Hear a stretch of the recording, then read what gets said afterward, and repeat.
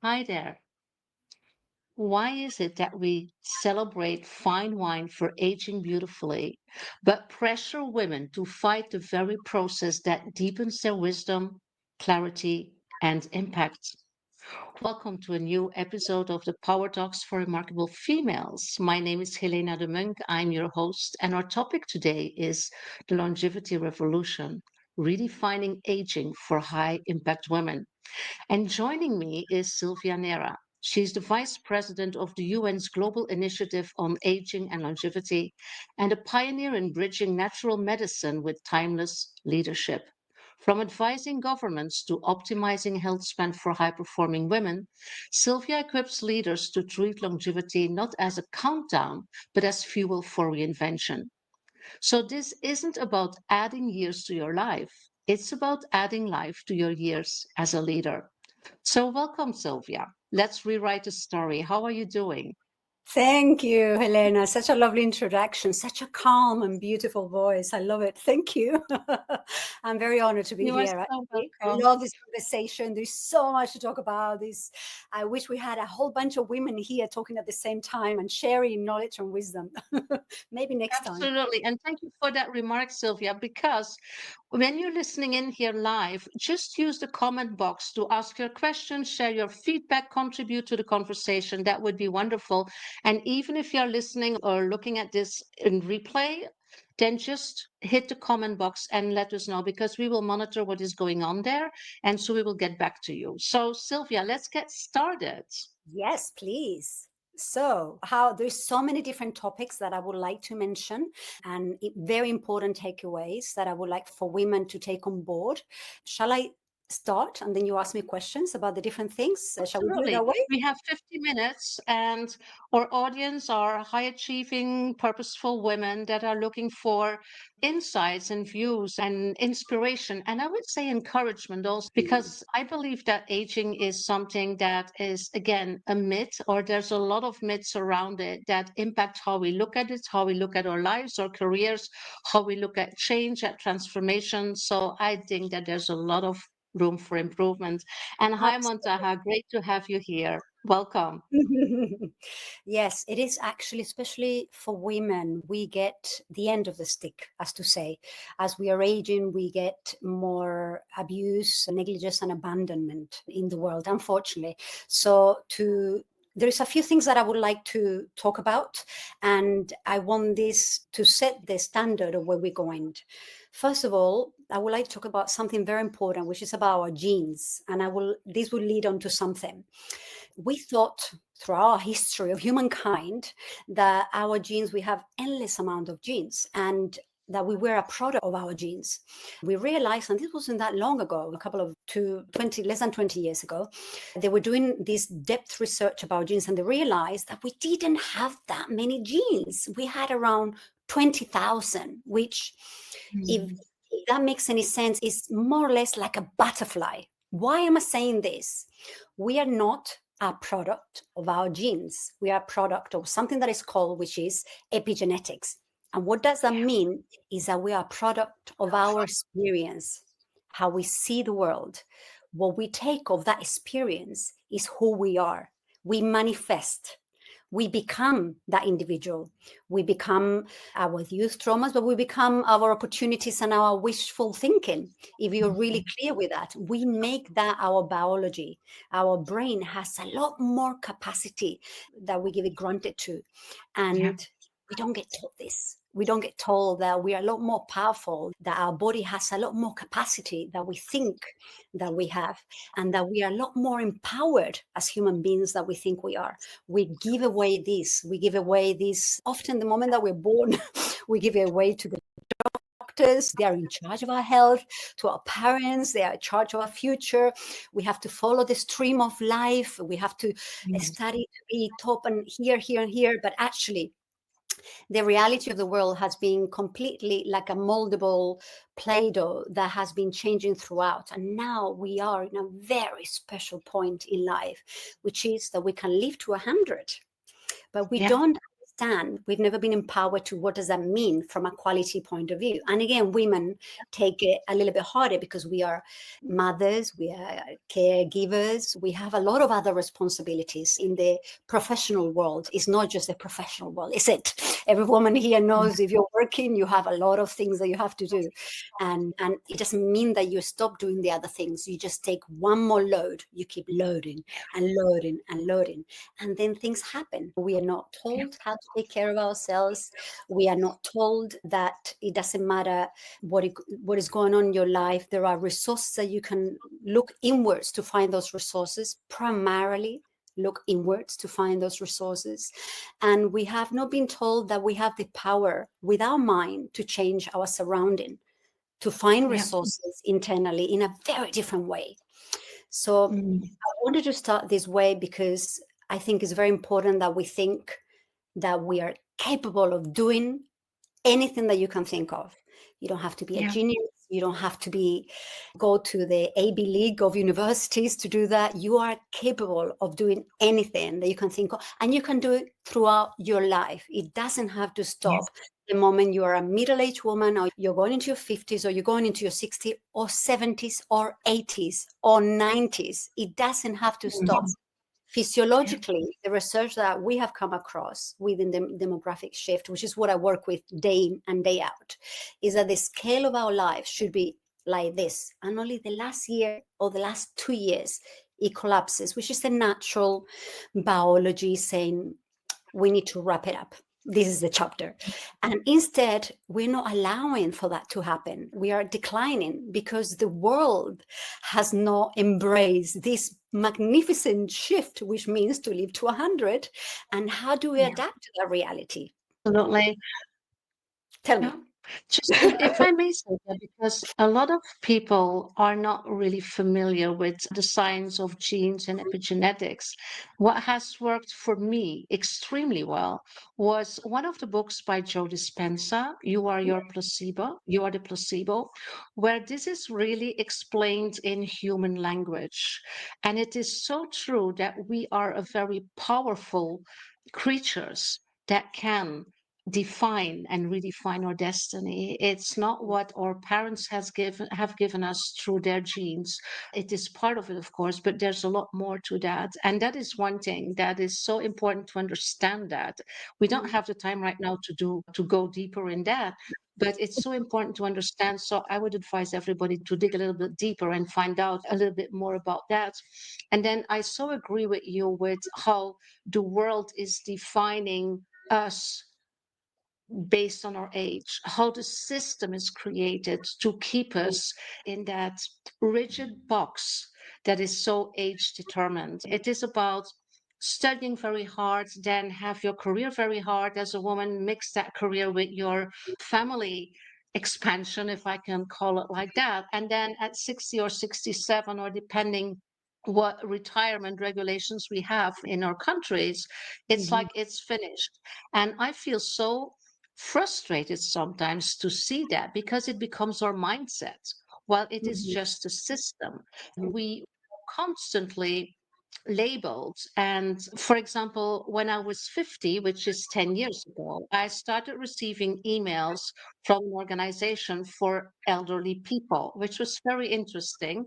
And they just informed me that as of now, I would not be able to go with the flow in terms of technology evolution and new software and new applications and things like that. And I said, what? How can that be? There's so much going on in media and social media in the system to make us believe that as we are turning 50 or 60, that suddenly we are not capable of doing certain things. And that's absolutely not true. So I look at you, Sylvia, to bring us the foundations to go against those systems and those systemic messages that are arriving all the time. Does that make sense? Is that something that Absolutely. It makes everybody? perfect sense. And I tell Yeah. you, there's a key thing here, which is neuroplasticity. The Mm. science, the neuroscience has evolved. Only like 10 years ago, if you were a neuroscientist, they will come to you and say, why are you doing this? You can diagnose something, you can never cure anything. Why would you be on that industry? I'm telling you, with so many neuroscientists I've talked to, yes, that is absolutely true. Now it's exciting because they realize there's so much more to the brain. We just don't know. There's so much about our biology that we don't know. Just there's so much about the world that we don't know. Just because we don't know it, it doesn't mean it can be true. Things that we can create in this world. There's a lot of stigma about a lot of different science, quantum physics, etc., etc. But I can tell you by my own example. I'll give you my own example. I'll show all my flaws here, which I love to show, and I will tell you. I don't think I'm a particularly high intelligent individual, but I have done everything that I ever dared to dream. I wanted to be a professional dancer. When I was told you have short legs, you're never going to do it, I did it. Then I wanted to go into singing. Okay, I got a record deal. Then I wanted to be closer to my family. I need to go into musicals because if I'm not closer to my family, I have a reliable job, I won't be able to study other things. I was really interested in on medicine. And I got that. And I got a lead role on an Indian musical. I'm Spanish. I'm just showing. And then from that, I really wanted to be always a professor and naturopathic medicine. And so I studied that. And I was fascinated by the science. And again, I was never the best in everything, but I never lost curiosity and my purpose. I was focused with whatever I was. I ended up being a professor. I ended up doing anything that I ever dreamed of. It manifested from the lowest to the biggest.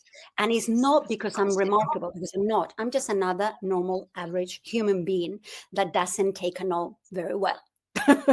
And I want to Yeah, learn. I would say, Sylvia, we are all remarkable. We are all remarkable. It's just that sometimes we just don't know it. And I love your story that you share where you say, I wanted to be a dancer. I did. I wanted to be a singer. I did. I wanted to be a professor. I did. Who can say that? That's just amazing. That is remarkable. It is extraordinary.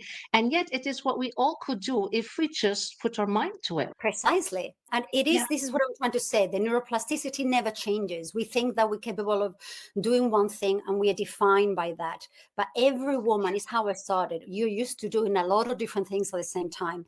You just don't think there is a space for a lot more. And the new longevity narrative is telling us we have to be capable of adapting, of learning new things. Let go of fear is a big one. If we are fearful, we stop living.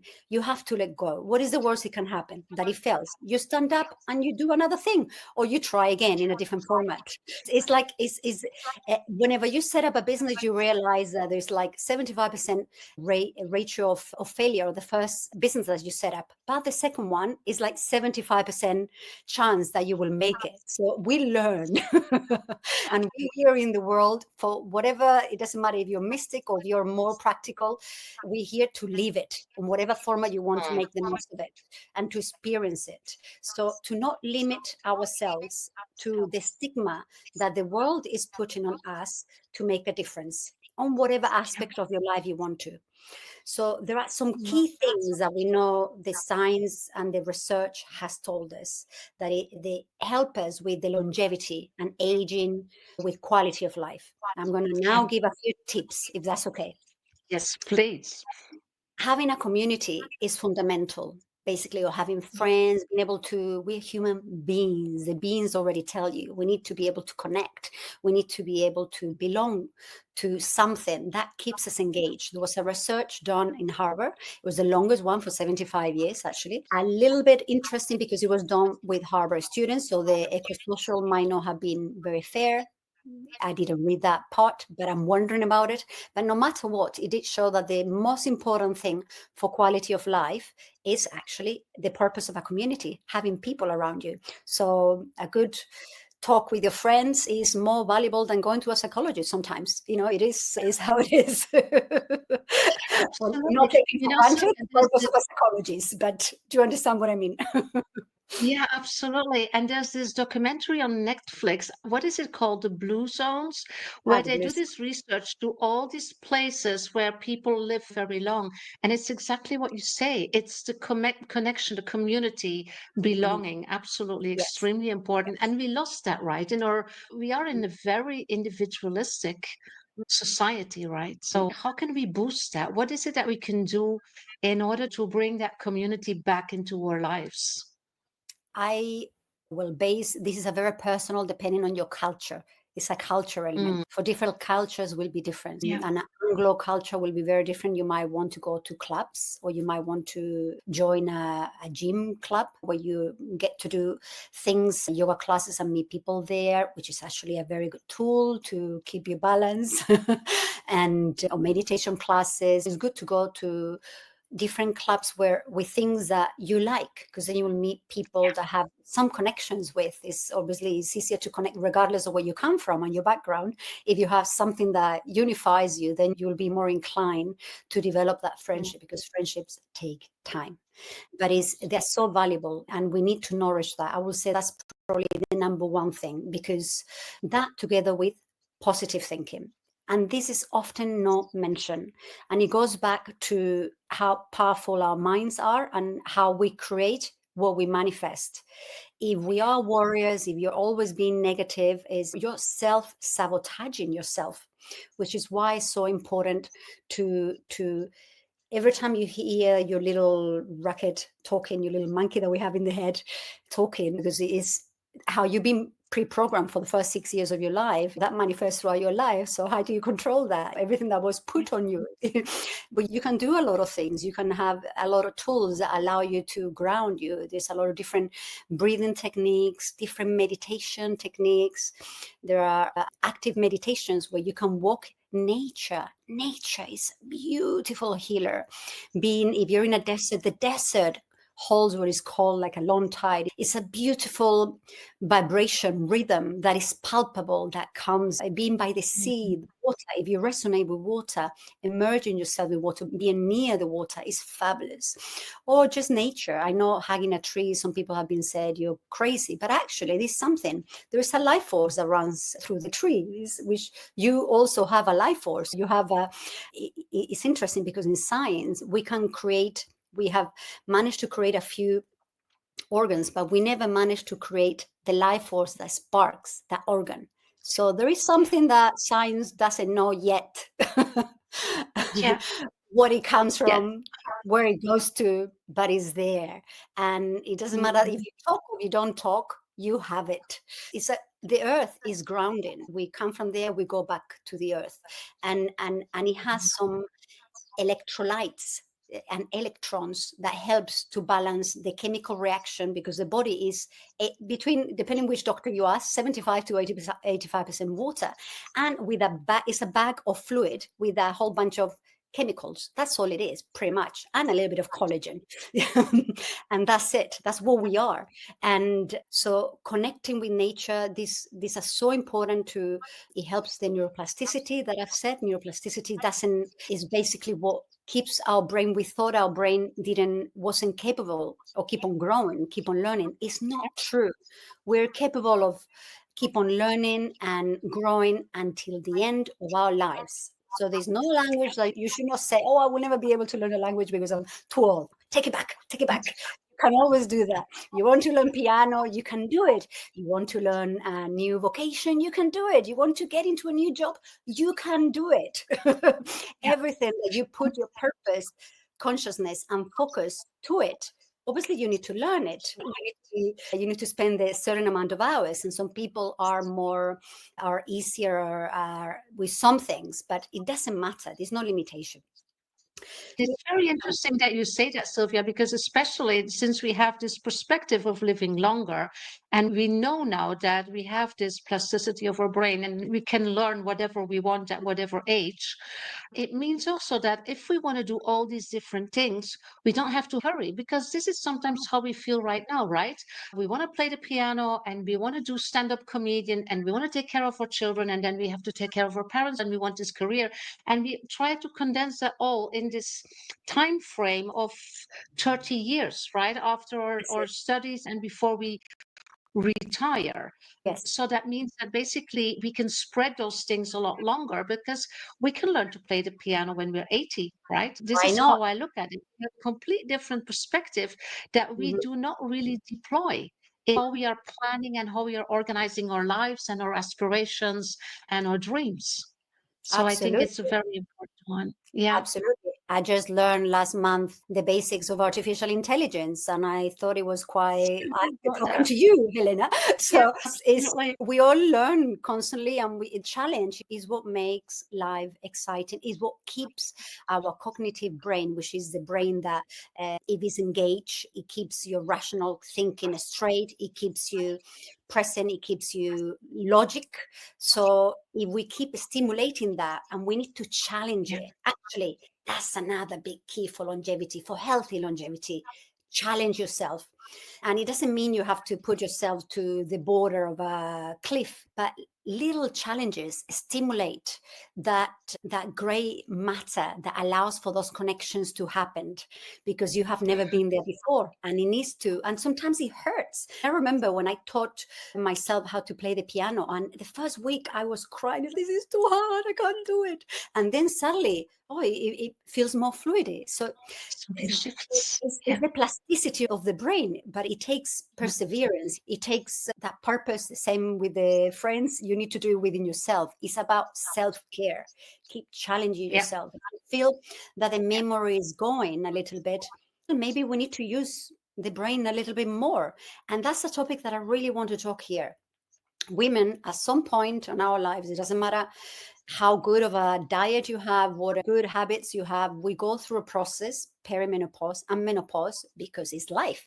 We don't need to be fertile. So there's a lot of different ways of dealing with it. Obviously, HRT is one of them. Research is a lot of research about that. I'm not going to get into it, but there's a lot of things that we can do naturally to enhance our skills and also be kind with ourselves. It's a process.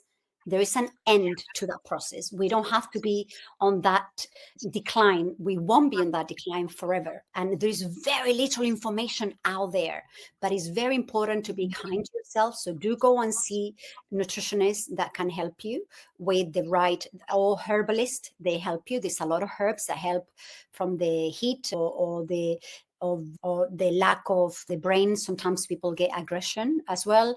Sometimes I'm going through it, and I'm Brain. Yeah. self-educating myself Mm. because I'm a naturopathic physician, and I found myself of being totally erratic, which I've always been very calm throughout my life, to suddenly things really triggering me, or my sleep was being disturbed, or I had different sensations that I never had before. And obviously, we have to be careful with that, because if we don't take care of it, it can be a little bit detrimental to our health, because we can collect more Absolutely. body fat in the abdominal area, which is, and in our organs, which is not good.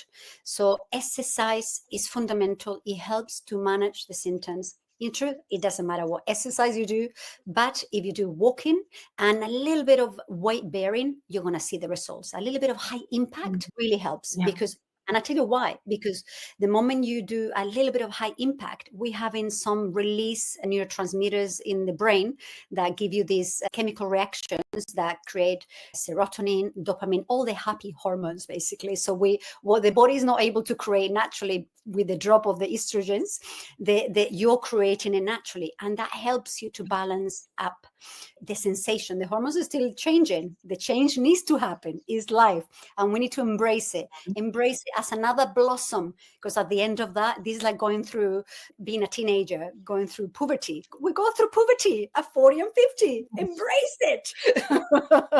It's marvelous. I like And that. I like that. yeah, Menopause is the new puberty that's for it. women. It's Just put amazing. it Yeah. Mm. out there. But I get what you say. It is hard, but it is about look for help, look for assistance. There's so many people now who can help you. They're like people who can advise you on, like you say, nutrition, but also supplements. There's a lot of basically menopause coaches right Mhm. now, and there's some very good ones. So you don't have to do this alone. Absolutely. And it's not Exactly. like it's the end of your life. It's a phase. It's very important to understand that. Yeah, Mhm. absolutely. Mm. But generally, food wise, it's important to have high levels of omega 3s that help the brain, they help the transition. It helps for longevity. This is for women and men, but especially women, because we need those oils, for those hormones, for the cascade Uh-huh. reaction to work well. So omega-3s are the oily fish, basically, mackerel, Yeah, like anchovies. salmon. Yeah. Obviously, if you're able to get organic, even better, or if it's from the wild, even better than organic, if you can get it, because it has less chemicals. And then seeds, if you don't eat animals, seeds are very beneficial and contain a lot of omega-3. So any kinds of seeds, especially pumpkin, hemp seed oil is very good, and we should load ourselves with that.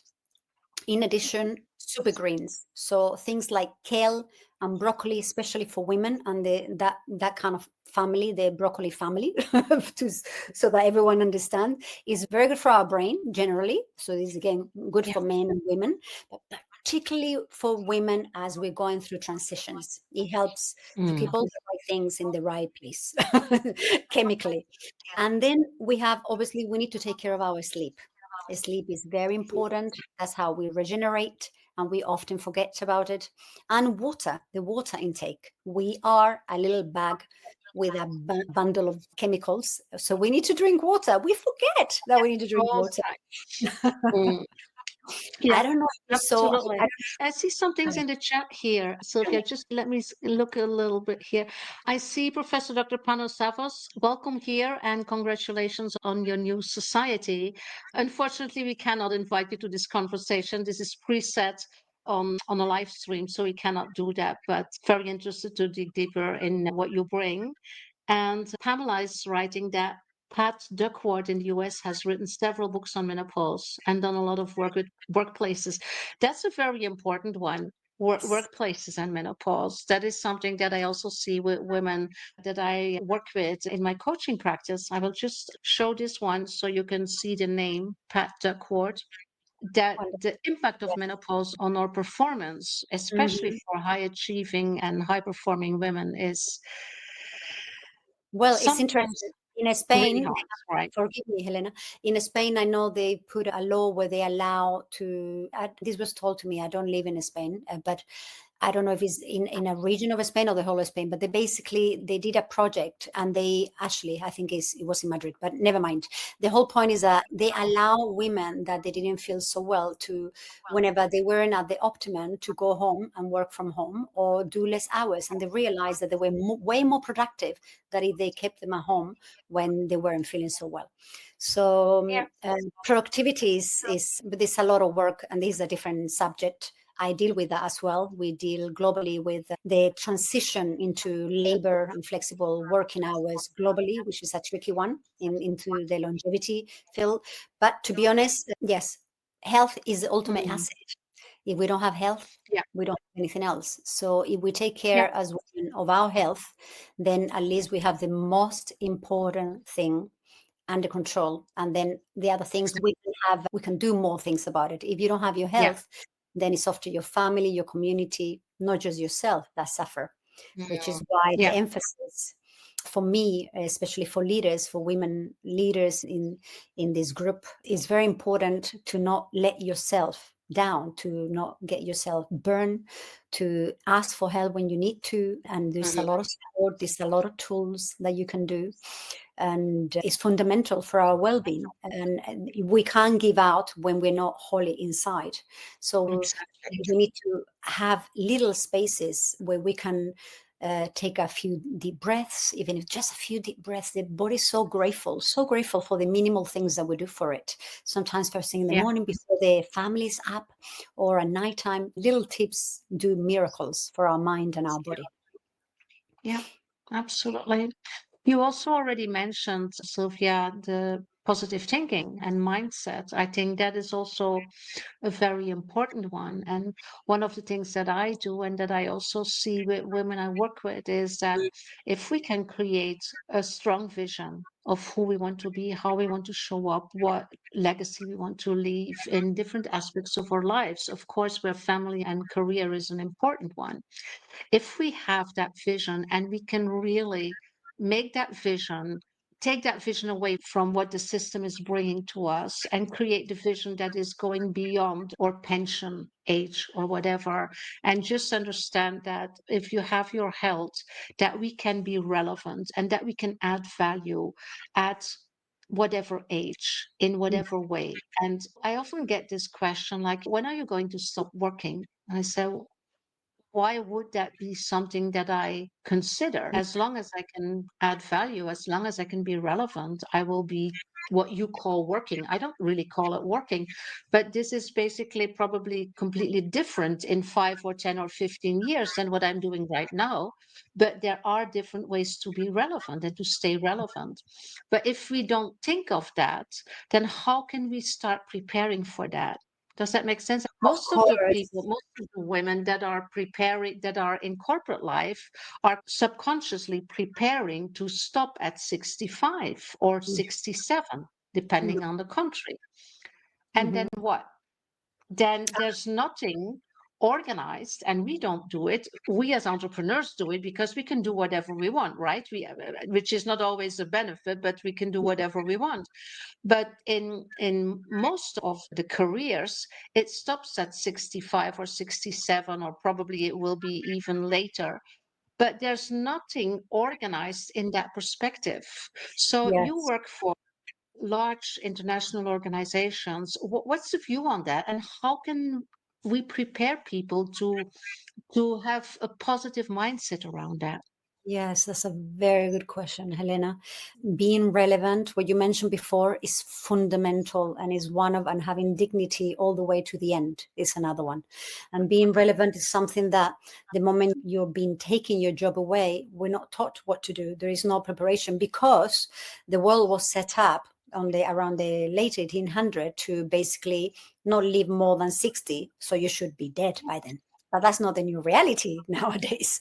And a lot of Exactly. people, even in the international corporate world, I keep hearing more and more. And actually, there's a lot of research about this on middle end of 40s or early 50s, early retirement, and they can't get another job. So they basically, that's it. It's like an early retirement on your 50s. On your 50s, you probably have another 50 years of life. How can you think about not doing Yeah, nothing? First, yeah, the GDP of your country won't allow that. Second, yeah. most The system importantly, also will actually, collapse like this, right, that's Sylvia? it. Because we cannot maintain this, right? Yes, we can't maintain that. Second, I would like to think that's the most important thing. You don't want to do that to yourself. We think of retire as just being by the beach for the remaining of our lives, but just like as much as you like spaghetti, you can't have spaghetti every day because you get bored of it. So we like to do things. We just don't know sometimes what we want to do. So go on a path of self-discovery, internal and external. What other skills you have or would like to have that you need to learn? So we're looking globally at upskilling, reskilling. We need to have more education for people for throughout life, not just university level 20 to 30. No, more and more universities need to adapt, more and more different courses that allow you to go into a different profession need to be created. Basically, we need to have more opportunities for people to transition and try different things. So in learning and in labor. And obviously, there is a lot more things that need to transition. Preventative medicine has to be the main goal. We are over, I know in 2020, the World Health Organization said we were 1.2 billion people of the age of 65. We're a lot more now. But by 2050, we're going to be over 2.1 billion people of the age of 65. I can't even think of, and normally we get the numbers not so great because actually with artificial intelligence and the amazing medicine that we have, we are able to last longer. But we don't want to just last longer for the sake of lasting longer. We want to be Exactly. relevant. There's a Relevant is quality of life, the right? word. Mm. So we need to, all these women and men out there, we need to be more entrepreneurial. We need to not be afraid of creating opportunities. We need to be a little bit more activists within our own countries to support the governments to change the laws on labor, because often we don't have very inclusive laws on labor. If you are on retire on a pension, you get penalized. And we are Yep. supporting with the European Union that came up with wonderful positive changes that governments could do, and actually only Holland has done that, which is not penalized, is to benefit. You pay less tax if you're working past your retirement age, and the employer that hires you also pays less. So there's benefit for everyone, right? And you don't get penalized. So that should be one option that is ideal for everyone. And we should have opportunities. So we need to create more flexible marketplace, which doesn't exist. We don't have a marketplace where we can choose where to work. Okay, I want to do a few hours here. I'm good in education and health. I would like to provide. That doesn't exist. So we created a platform, by the way, with longevity, but it's not out there in the market because the law and the policies make it pretty impossible. But it's one of is a solution, is one solution. We're working on that globally to make more opportunities. So in the meantime, women, it doesn't matter if you were taking care of your kids or taking care of someone, or you didn't have an opportunity to work early in your life and suddenly you're 40 and 50s and you want to work, go for it. Find the space. Yes, find the space wherever that might be. Don't be shy to go for it, because we need people with experience. We need people, and actually research shows that as we are aging, there are some things that might be less our strength, but there is something that is very strong as we're aging. We're very good at solving problems because our experience makes us the experts of risk as we're aging. Again, you're having to maneuver a lot of things in life. What is a real risk? What is a little bit less of a risk as we're aging? So that becomes really good. We're very good managerial. We're good at in high position, high level position.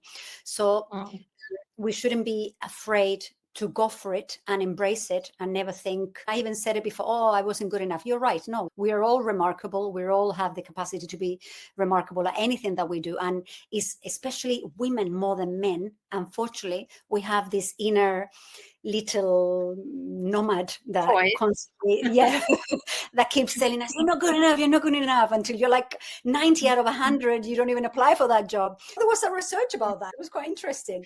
There's a lot of research about that. Absolutely.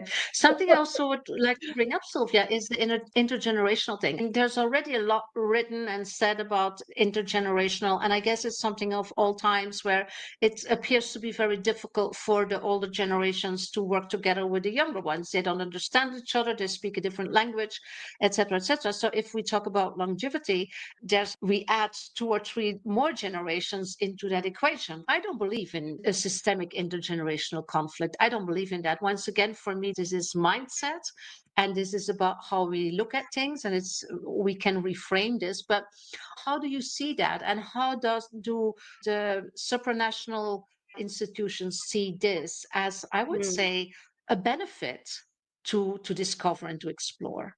Yes, intergeneration in the UN has created a group to build these bridges is key. And it is key because it's not that we talk different languages, it's that we need to talk to each other. We have so much in common.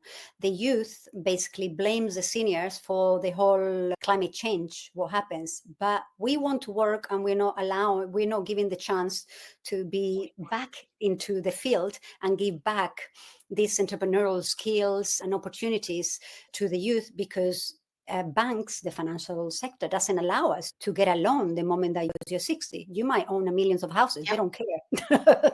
So we want to be part of that. We need to be relevant. The more we are relevant, the more we are able to. And actually, there are some institutions that are very much focusing on that, on the need of intergenerational bridges is key. There are some skills that are better as you're younger. You might have a lot more energy, maybe, or maybe as we're aging, sometimes you might get to the conclusion of something taking a little bit more time, but that doesn't mean that we're not very capable. We are very capable. And having different experience versus the momentum of that youth brings a lot of spark and power brain. More and more startups, more and more, there's a whole bunch of technological tools that have been created that the seniors are saying, we need this with the help of the youth and the knowledge. And that's the future. We need to work together to have a world that it creates a blending of those needs, because you might have someone that is 20-year-old and is absolutely magnificent with technology, but doesn't have the experience or knowledge to know how a population that are 40, 50, and 60 feel. You need to talk to them. You need to look at all the different variables. You need to analyze that risk. And so this is where beautiful technological tools, wearables, etc., are being created in this theme and topic of longevity that will have a great impact, not just for the seniors, for the youth. We have wearables that are able to tell you if your heart is going off limits, and that's beneficial for a 20-year-old as much as is for an 80-year-old. So again, the youth needs to think that education is not anymore how it was. It's not anymore, it's what you said before, Helena. It's not anymore study for 30 years, work for 30 years and retired. They need to think how a 60 or 70-year-old person will think. What do I need to do to have quality of life throughout my life and be relevant? They need to plan. They need to make friends. They need to make long-lasting friends. They need to think about and actually what I love about this subject is that with all the geopolitical issues that are happening globally, it doesn't matter your age, it doesn't matter where you come from, it doesn't matter your social, economical, doesn't matter your ethnicity, it brings us all together. Aging and longevity brings us together. We all want to have a fulfilled and relevant life through our lives. And intergenerations are key to that on all the different projects, medicine, the healthcare, the economics of it, and the social aspects. I think it would take us too far to go very deep into this, but basically, we are at the merge of completely redefining the system, because the system as it has been for the last, I would say, 100 years, that was based on, like you already mentioned, like basically what was needed in the industrial revolution or the industrial society, and where we had like a life expectation of 60. This has completely shifted, and yet we still behave in our daily practices and in how we look at things as it is still the case. And it's not. Mhm. So, this new paradigm, I'm really wondering what is needed in order to bring that understanding with everybody and create like a common playing field where everybody can explore and experiment. And it's very good to hear you talk about these initiatives of the EU and UN, because if you look at local politics, there's a lot of room for improvement. And I believe that we as individuals can co-create also solutions and can connect and join. Like you say, community is one of the elements that we need in order to live happy lives and to live long lives.